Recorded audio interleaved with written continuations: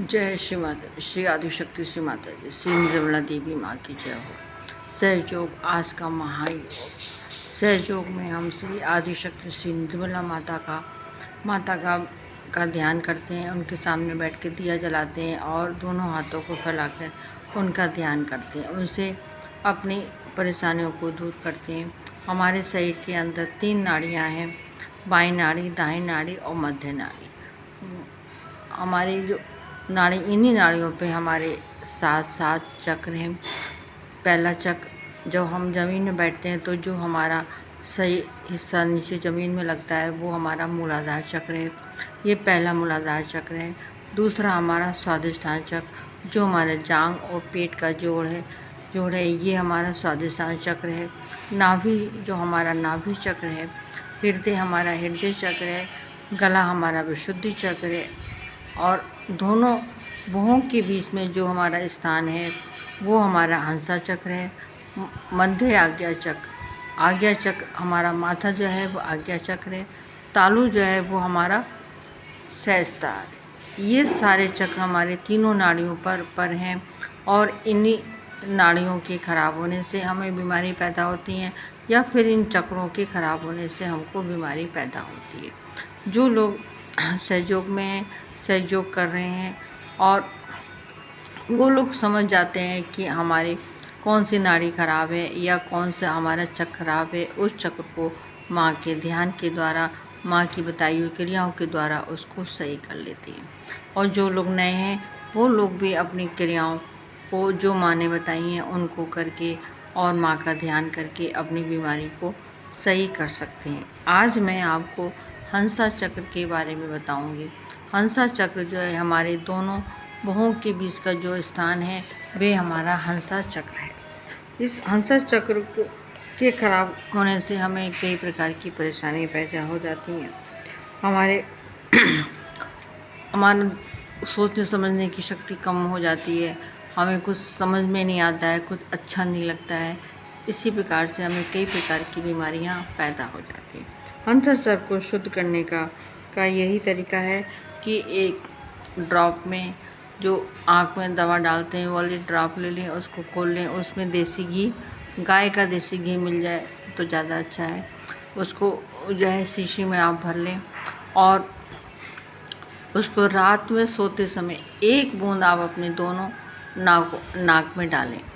दोनों नाक के नथनों में 1 बूंद केवल घी डालें और थोड़ी देर लेटे रहें। उसके बाद में आप या कॉफ़ी या चाय पी सकते हैं। तो जो है आपका जो हंसा चक्र है ये आपका शुद्ध हो जाएगा। अगर आप घी नहीं डाल सकते हैं, घी की व्यवस्था नहीं है या गाय का घी नहीं मिल रहा है, तो आप मक्खन भी आप जो है नाक में लगा सकते हैं। मक्खन जो है घर का अगर हो तो बहुत बढ़िया है। उसमें क्या, ज़रा सा आप मलाई को जमा के, ज़रा सा दूध डाल के आप उसको मथ के थोड़ा सा मक्खन आप निकाल सकते हैं और रोज़ आप उसको नाक में लगाएं। उससे हमारा हंसा चक्र शुद्ध हो जाता है। हंसा चक्र को इसी तरह से हम शुद्ध कर सकते हैं। आप सप्ताह में 1 बार ये क्रिया अवश्य करें। आज मैं आपको कुछ ऐसी चीज़ों के बारे में बताऊंगी कि जो हमें एक साथ नहीं खानी चाहिए, जिससे हमारी कई प्रकार की समस्याएं पैदा हो जाती हैं। सबसे पहले, आजकल आम का सीज़न है। आम सबको बहुत प्रिय होता है, सभी लोग खाते हैं, घर में भी खाते हैं। कोई मेहमान आ जाता है उसको भी हम काट के खिलाते हैं। तो हमको आम बहुत अच्छी चीज़ है। आम को खाने से हमारा जो है हीमोग्लोबिन बढ़ता है, हमारे शरीर में ताकत आती है। लेकिन आम को खाने का तरीका है, हर चीज़ को खाने का अपना तरीका होता है। आम के साथ हम दही नहीं खाएं। आम के साथ हमको चाहे मसाले वाली चीज़ें नहीं खानी चाहिए। आम हमको खाना खाने से पहले या खाना खाने के बाद नहीं खाना चाहिए। आम के साथ हमको शिकंजी नहीं पीनी चाहिए, ये बहुत ही नुकसानदायक होता है। इससे कई हादसे भी हो चुके हैं, इसलिए मैं विशेष रूप से आपको इस पर मतलब जोर डालूँगी कि आम के साथ कभी भी किसी को भी शिकंजी ना दें, ना खुद पिएं। शिकंजी नहीं पीनी चाहिए। आम के साथ नींबू और संतरा भी नहीं खाना चाहिए।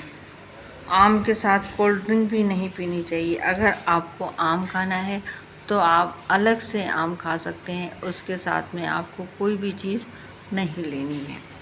अब भिंडी के साथ हम मूली ना खाएं, दही ना खाएं।